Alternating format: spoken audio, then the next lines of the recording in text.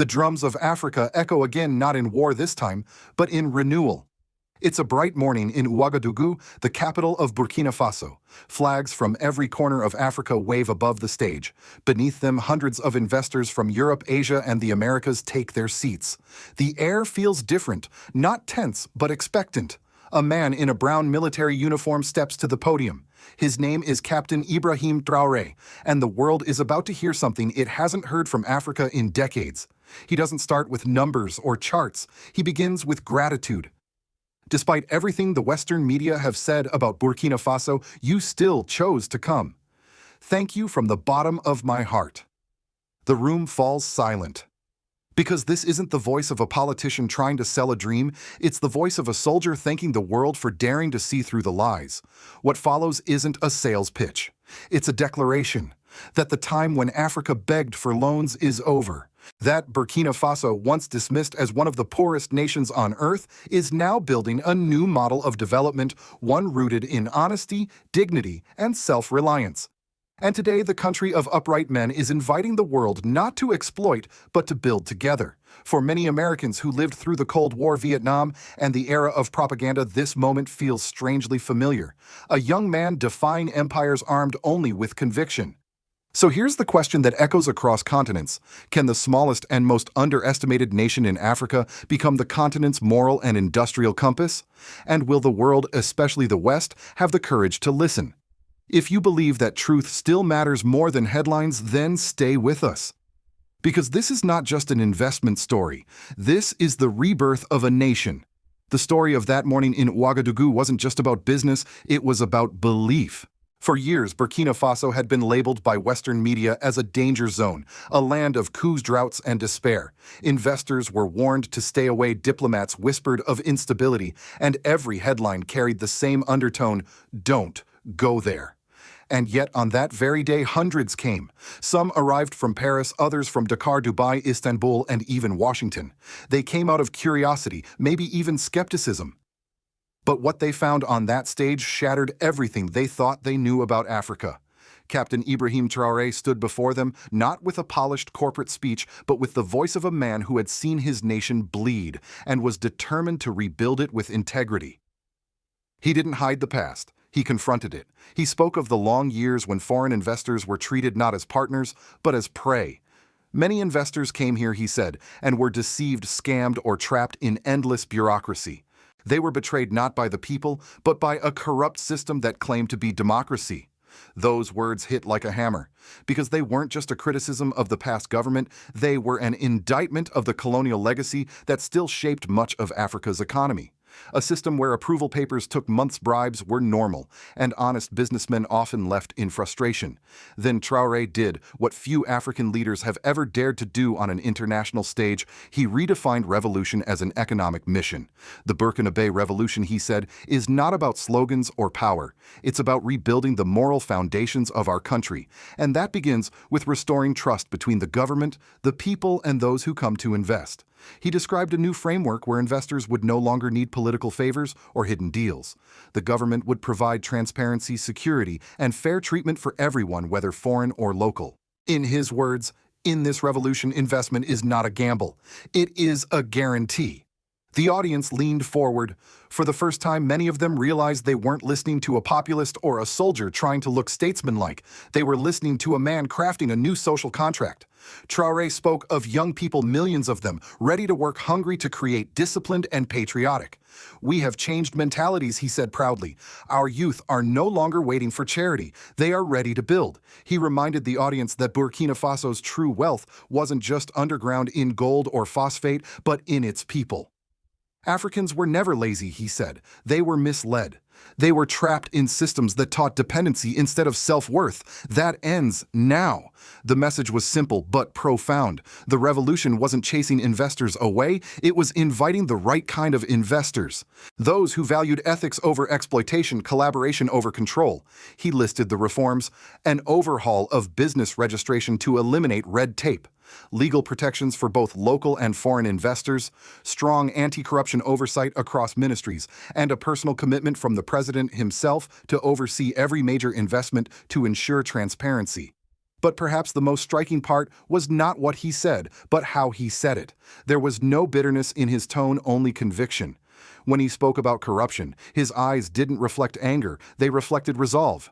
Do not come here expecting to bribe your way through, he warned. Those days are over. We will not allow our people to be enslaved again in the name of investment. It wasn't just a warning, it was a vision of partnership built on mutual respect, the kind of vision that many in the audience had never heard from an African leader before. By the time he finished, even those who came to observe were already whispering to one another, something was happening here, something that went beyond markets and profits. Because in that hall, as the flags fluttered and the music returned, one truth became clear: Burkina Faso was no longer asking to be seen, it was demanding to be understood. When Captain Ibrahim Traoré's voice deepened and his tone shifted from explanation to conviction, the room felt it. Cameras stopped panning. Even the translators paused for half a second before repeating his words. The air became electric, as though everyone present knew they were witnessing a turning point not only for Burkina Faso, but for the very idea of African leadership. Burkina Faso, he said firmly, is no longer part of that old logic. We are banning corruption from all our activities. The line hung in the air like thunder. It wasn't a slogan. It was a declaration of war not against nations, but against a culture that had infected Africa for decades: corruption, dependency, fear. And he didn't stop there. He looked straight at the investors seated in front of him, some from France, others from international conglomerates who had grown used to doing business the easy way. Do not come here expecting to bribe anyone in a ministry or at the presidency. Those days are gone. A few exchanged glances, uncomfortable. Others nodded, almost relieved. One American investor later said it felt like a baptism of honesty. Then came the emotional peak of the speech, the heart of the revolution in his own words. We will not expose our youth to a new form of slavery called investment. We refuse to build a system where foreigners profit while our people starve. In that moment, applause erupted, not polite applause, but the kind that starts slow and grows like a wave. Ministers, soldiers, journalists, and business leaders all stood up. For many Burkinabe watching live on national television, it felt like justice. The young captain had said what generations of Africans had wanted to say for half a century. Inside the hall, some Western reporters whispered that this sounded radical. But for the citizens outside, the farmers, the traders, the students who had walked miles to watch the speech on screens, it sounded like freedom. Social media in Ouagadougou exploded. Videos of his statement went viral within hours, captioned simply, "No more corruption." People danced in the streets not because a deal had been signed, but because for once their leader had told the truth. But beyond the celebrations came the ripple effect, the reaction from abroad. Western media outlets, always ready to find a controversy, ran divided headlines. Some called him a revolutionary reformer, others painted him as a nationalist strongman. Yet even his critics had to admit one thing: the room believed him. There was no hesitation, no doublespeak. He was not asking for sympathy, he was offering partnership on his own terms. Meanwhile, in neighboring African capitals, leaders watched closely.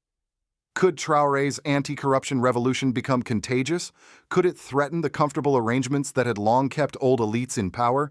In Mali and Niger, his words resonated deeply. Local newspapers praised him as the honest voice of a new Sahel. In Ghana and Senegal, civil activists began quoting his lines at public rallies. Even in South Africa, talk shows debated his approach, wondering if economic sovereignty could finally replace the failed promises of liberal democracy. And in Washington and Brussels, policymakers took notice. A confidential EU briefing later leaked to the press described Burkina Faso's reforms as an unpredictable variable in West Africa's investment landscape. Translation: they were nervous, but Traoré seemed unfazed. In follow-up interviews, he repeated his position: we are not against investors, we are against exploitation. If you come in respect, you are welcome. But if you come to control us, we will show you the door. It was both a challenge and an invitation, a new moral frontier drawn by a 36-year-old soldier. The reaction across Africa revealed something profound. People were hungry for integrity more than money. They wanted leaders who told them the truth, even if it scared the powerful. By the time the forum ended, dozens of potential investors had already requested meetings, not because they were chasing profit, but because they wanted to be part of history. That night, as the city lights of Ouagadougou shimmered, something had changed. The revolution that began in the barracks had now reached the boardrooms, and for the first time in decades, Africa's message to the world was no longer one of despair or dependence. It was clear, it was confident. We are open for business, but this time on our terms. In the days and weeks that followed the investment forum, something remarkable began to unfold, not in government offices or luxury hotels, but in the streets, villages, and factories of Burkina Faso. The revolution that Ibrahim Traoré had once described as moral and popular was no longer a slogan. It was becoming a living system, a way of rebuilding the relationship between the state and its people. Across Ouagadougou, construction workers, engineers, and small business owners started to speak a new kind of language, not of fear or frustration, but of pride. For the first time in decades, ordinary citizens believed that progress didn't have to come from abroad. It could come from their own labor, their own soil, their own government. Young entrepreneurs who had once fled to Ghana or Côte d'Ivoire began returning home. They saw opportunity where others had seen danger. In the industrial zones of Kosoto and Bobo Dioulasso, new workshops appeared, small-scale factories making bricks, tiles, furniture, soap, and even solar equipment. Local investors told journalists, "If the president keeps his word, we don't need to wait for the West.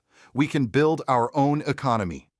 Traoré's emphasis on transforming raw materials into finished products, our limestone into cement, our phosphate into fertilizer, our copper into wires, became a national mantra.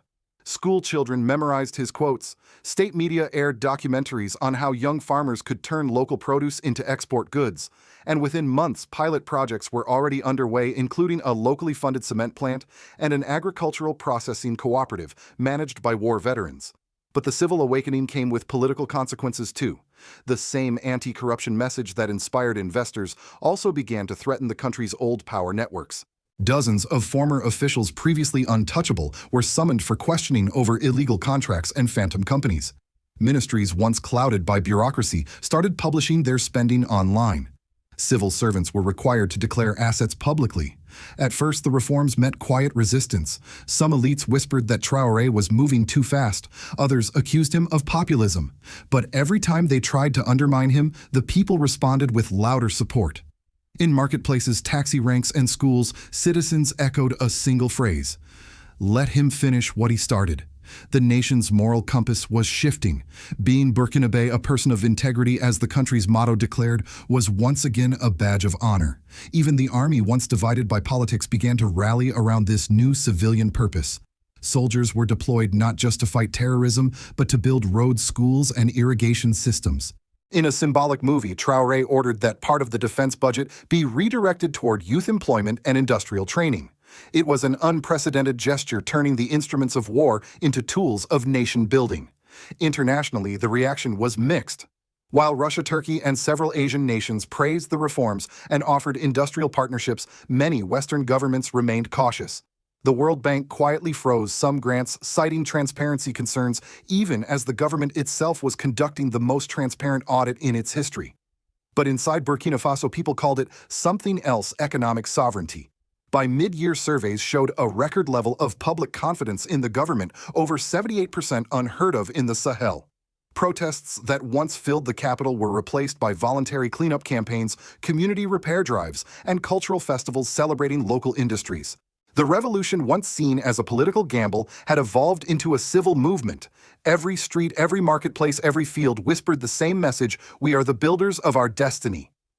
And as foreign cameras returned to document what they now called the Burkina experiment, the world saw something it had long forgotten: a poor nation standing tall, not with foreign aid, but with integrity. The consequences were no longer just political, they were generational. A new social contract was being written, one forged in disciplined dignity, and the belief that sovereignty begins with the courage to say no to corruption and yes to the people.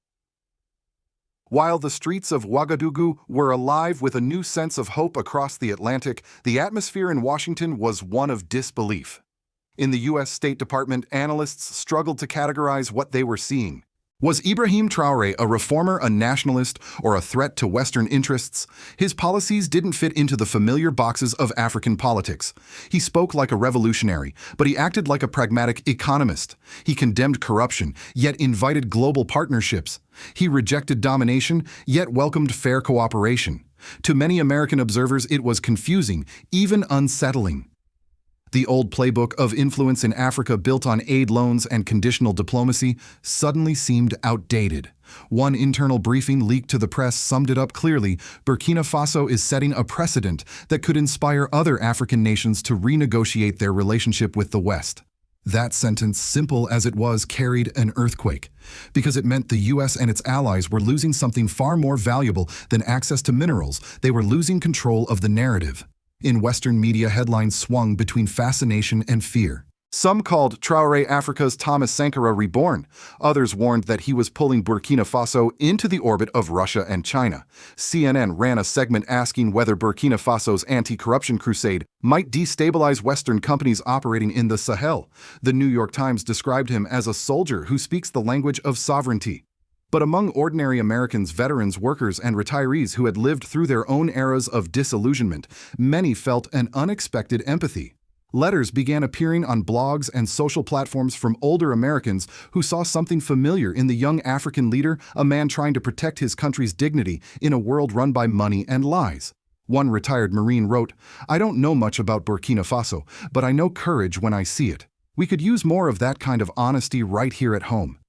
Meanwhile, in Africa, Traore's defiance began to reshape the geopolitical map. Mali, Niger, and Chad echoed his anti-corruption and sovereignty policies. The Alliance of Sahel states began negotiating collective resource deals, bypassing old Western intermediaries. What began as a single speech at an investment forum had quietly evolved into a continental statement of independence. The European Union watched nervously.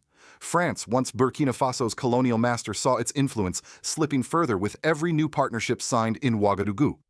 By late 2025, Russian and Turkish delegations were already building energy and mining contracts under the new Burkinabe rules: transparent, tax-fair, and locally managed.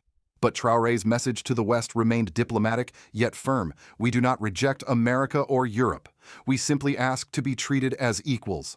To older Americans, those words might echo the founding spirit of their own revolution, a reminder of what liberty once meant before it became a slogan. And so even as Washington debated sanctions, think tank panels, and policy shifts, a quiet realization spread among those who truly listened. Burkina Faso wasn't breaking ties with the world, it was redefining them. The Global South, long considered the developing world, was now setting moral terms for development. And that shift, more than any military alliance or diplomatic speech, marked the beginning of something historic. For the first time in modern history, Africa wasn't just reacting to the global order, it was rewriting it. As the forum lights dimmed and the crowd dispersed that evening, one could sense that something far greater than an economic event had taken place. It was not merely a speech, it was a shift in consciousness. Ibrahim Traoré had not promised the world wealth, he had promised something rarer: integrity. In a century where corruption has become normalized and truth often feels negotiable, that word carried the weight of a revolution. But revolutions, even moral ones, invite danger. Across the Sahel, whispers began to rise of sabotage, of foreign pressure, of hidden campaigns designed to undermine what Burkina Faso was building. History has shown that whenever a small nation dares to stand on its own feet, powerful interests rarely applaud for long. And that is the warning Traoré left unsaid, that independence is not granted, it is defended. Not once, but every single day. Yet beyond politics, this story carries a deeper message, one that reaches even across the oceans to you watching from your home. Because the questions Traoré asked his nation are questions every society must face. Are we still guided by honesty or by convenience? Do we serve truth or do we serve power? Burkina Faso's experiment is fragile, but it is real, a living reminder that moral courage can still move nations. If you believe that the world needs more leaders who speak with conviction instead of calculation, then share this story. If you believe that Africa deserves to rise not through pity, but through partnership, then stand with those who dare to build. Because this is not only about Burkina Faso, it's about all of us, and about whether integrity still has a place in the modern world.